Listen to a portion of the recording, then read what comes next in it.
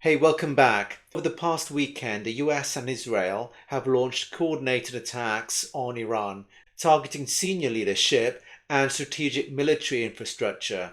Iran has confirmed the death of its supreme leader, Ali Khamenei, and the retaliatory strikes have already hit multiple countries across the Gulf. This is a regional escalation with global market implications.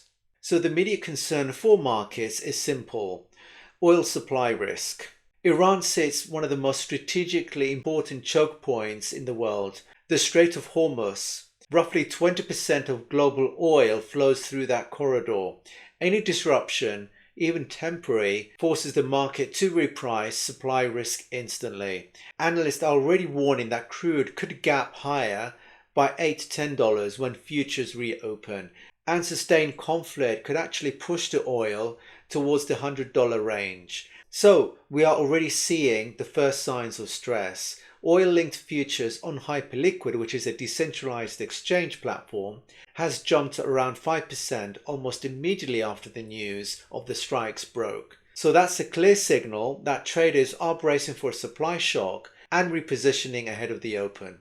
At the same time, the US administration has confirmed that military operations are ahead of schedule and insurers are raising premiums for tankers moving through that region. When shipping insurance spikes, it's a direct tax on global energy flows.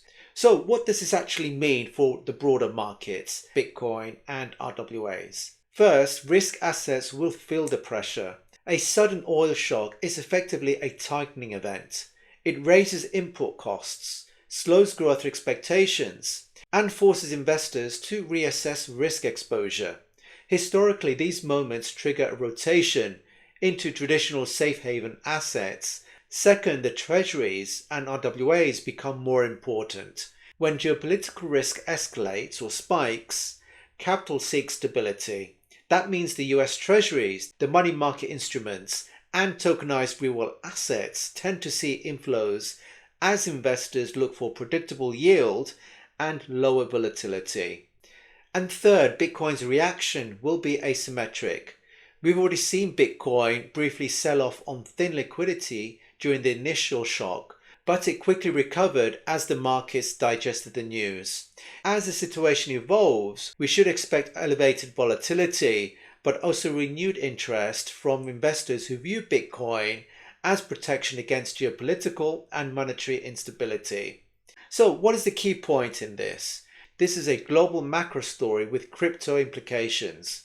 Oil, shipping, inflation, and geopolitical risk are now front and center, and markets will reprice all week as more information comes in.